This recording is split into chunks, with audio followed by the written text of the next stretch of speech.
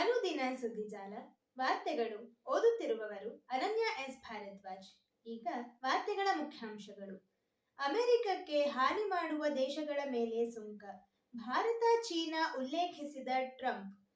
ಉತ್ತರ ಪ್ರದೇಶದಲ್ಲಿ ಮರದ ಚಪ್ಪರ ಕುಸಿದು 5 ಮಂದಿ ಸಾವು, 40ಕ್ಕೂ ಹೆಚ್ಚು ಜನರಿಗೆ ಗಾಯ.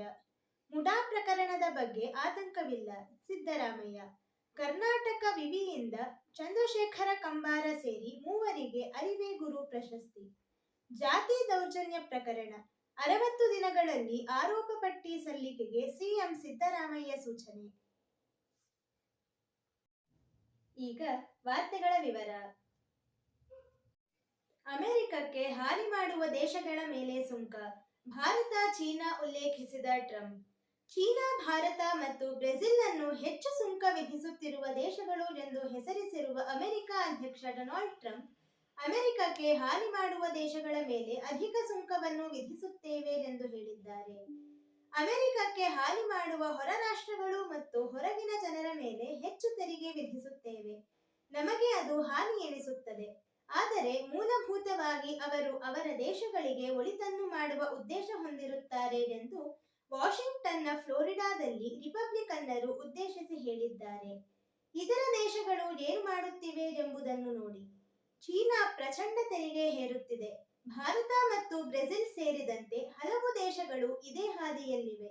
ಆದ್ದರಿಂದ ಇನ್ನು ಮುಂದೆ ನಾವು ಹಾಗೆ ಆಗಲು ಬಿಡುವುದಿಲ್ಲ, ಏಕೆಂದರೆ ನಮಗೆ ಅಮೆರಿಕವೇ ಮೊದಲು ಎಂದು ಹೇಳಿದ್ದಾರೆ. ನಮ್ಮ ಬೊಕ್ಕಸಕ್ಕೆ ಹಣ ಬರಲಿದೆ ಮತ್ತು ಅಮೆರಿಕವು ಮತ್ತೆ ಶ್ರೀಮಂತವಾಗಲು ಬೇಕಾದ ಅತ್ಯಂತ ನ್ಯಾಯಯುತ ವ್ಯವಸ್ಥೆಯನ್ನು ನಾವು ಸ್ಥಾಪಿಸುತ್ತೇವೆ. ಅದು ಬಹಳ ಬೇಗ ಎಂದಿದ್ದಾರೆ. People that really mean us harm, they want to, well, they mean us harm, but they basically want to make their country good. Look at what others do.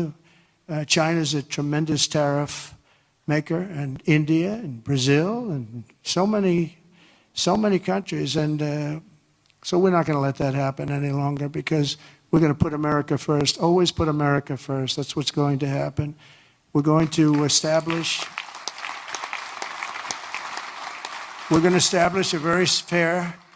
a very fair system where money is going to come into our coffers, and America is going to be very rich again, and it's going to happen very quickly.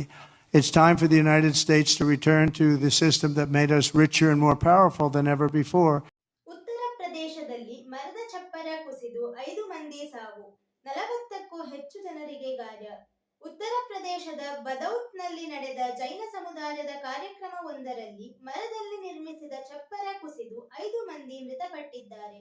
ಸುಮಾರು 40ಕ್ಕೂ ಹೆಚ್ಚು ಜನರು ಗಾಯಗೊಂಡಿದ್ದಾರೆ ಎಂದು ಪೊಲೀಸರು ತಿಳಿಸಿದ್ದಾರೆ. ಮಂಗಳವಾರ ಬದೌತ್ನಲ್ಲಿ ಜೈನ ಸಮುದಾಯದ ಕಾರ್ಯಕ್ರಮ ನಡೆಯುತ್ತಿದ್ದ ವೇಳೆ ಮರದಲ್ಲಿ ನಿರ್ಮಿಸಿದ ಚಪ್ಪರ ಕುಸಿದಿದೆ. ಘಟನೆಯಲ್ಲಿ 5 ಮಂದಿ ಮೃತಪಟ್ಟಿದ್ದು, 40ಕ್ಕೂ ಹೆಚ್ಚು ಜನರು ಗಾಯಗೊಂಡಿದ್ದಾರೆ. ಗಾಯಾಳುಗಳನ್ನು ಆಸ್ಪತ್ರೆಗೆ ಕರೆದೊಯ್ಯಲಾಗಿದ್ದು, ಅವರಲ್ಲಿ 20 ಮಂದಿಯನ್ನು ಪ್ರಥಮ ಚಿಕಿತ್ಸೆ ನೀಡಿ ಮನೆಗೆ ಕಳುಹಿಸಲಾಗಿದೆ. ಉಳಿದವರು ಆಸ್ಪತ್ರೆಯಲ್ಲಿ ಚಿಕಿತ್ಸೆ ಪಡೆಯುತ್ತಿದ್ದಾರೆ ಎಂದು ಜಿಲ್ಲಾಧಿಕಾರಿ ಅಸ್ಮಿತಾ ಲಾಲ್ ಹೇಳಿದ್ದಾರೆ. ಕಳೆದ 30 ವರ್ಷಗಳಿಂದ ಬದೌತ್ನಲ್ಲಿ ವಾರ್ಷಿಕ ಕಾರ್ಯಕ್ರಮವನ್ನು ನಡೆಸಲಾಗುತ್ತಿದೆ ಎಂದು ಅವರು ಹೇಳಿದ್ದಾರೆ. ಮುಡಾ ಪ್ರಕರಣದ ಬಗ್ಗೆ ಆತಂಕವಿಲ್ಲ, ಸಿದ್ದರಾಮಯ್ಯ. ಮುಡಾ ನಿವೇಶನ ಹಂಚಿಕೆ ಹಗರಣಕ್ಕೆ ಸಂಬಂಧಿಸಿದಂತೆ ನ್ಯಾಯಾಂಗದಿಂದ ನ್ಯಾಯ ಸಿಗುವ ಭರವಸೆಯನ್ನು ವ್ಯಕ್ತಪಡಿಸಿರುವ ಮುಖ್ಯಮಂತ್ರಿ ಸಿದ್ದರಾಮಯ್ಯ ಈ ಬಗ್ಗೆ ಆತಂಕ ಬೇಡ ಎಂದು ಬೆಂಗಳೂರಲ್ಲಿ ಮಂಗಳವಾರ ಹೇಳಿದರು. ನೋಟಿಸ್ ಕೊಟ್ಟಿದ್ರು, ಅದು ಸ್ಟೇ ಆಗಿದೆ, ಕೋರ್ಟ್ನಲ್ಲಿ ಸ್ಟೇ ಆಗಿದೆ. ಜಡ್ಜು ಹೇಳಿದ್ದಾರೆ, ಹರಿ ಯಾಕೆ ನೀವು ಇಷ್ಟೊಂದು ತನಿಖೆ ನಡೀತಾ ಇದೆ, CBI ಕೊಡಬೇಕಾ ಬೇಡವಾ ಅನ್ನೋದ್ರ ಬಗ್ಗೆ ಚರ್ಚೆ ನಡೀತಾ ಇದೆ. ಅದು ಆರ್ಗ್ಯುಮೆಂಟ್ ಸ್ಟೇಜ್ನಲ್ಲಿದೆ. ಈಗ ರಿಸರ್ವ್ ಆಗಿದೆ ಆರ್ಡರ್ಸ್ಗೆ. ಈ ಹಂತದಲ್ಲಿ ನೀವು ಆತರ ಮಾಡೋದು ಸರಿ ಇಲ್ಲ ಅಂತ ಹೇಳಿ ಸ್ಟೇ ಕೊಟ್ಟಿದ್ದಾರೆ. ರಾಜಕೀಯ ಪ್ರೇರಿತ ಅಂತ ಇಡಿ ನೋಟಿಸ್ ರಾಜಕೀಯ ಪ್ರೇರಿತ ಅಂತ ಅನ್ಸುತ್ತೆ. ಮತ್ತೇನೇ ರಾಜಕೀಯ ಪ್ರೇರಿತ ಕೇಸೇ ಮೂಡ ಕೇಸೇ ರಾಜಕೀಯ ಪ್ರೇರಿತ. ಮೂಡ ಕೇಸೇ ರಾಜಕೀಯ ಸಿಬಿಐ ಕೊಡಿರೋದು ಇನ್ನು ಪೆಂಡಿಂಗ್ ಇದೆ ಸರ್.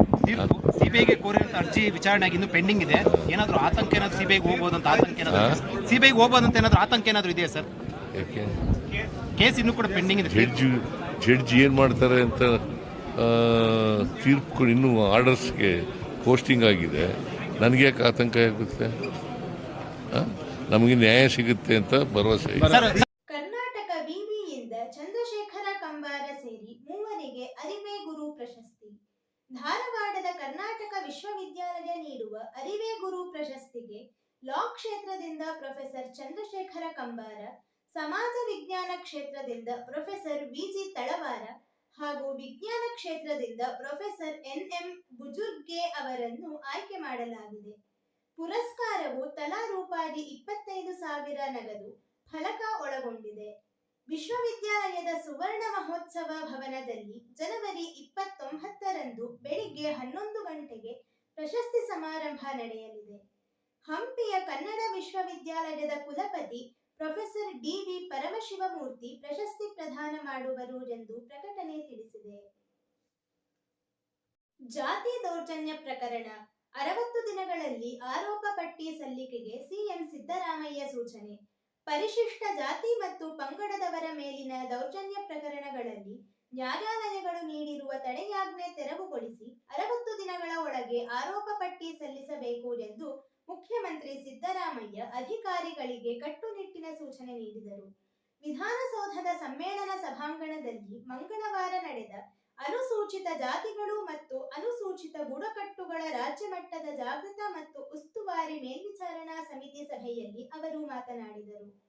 ಜಾತಿ ದೌರ್ಜನ್ಯ ಪ್ರಕರಣಗಳಲ್ಲಿನ ಶಿಕ್ಷೆ ಪ್ರಮಾಣ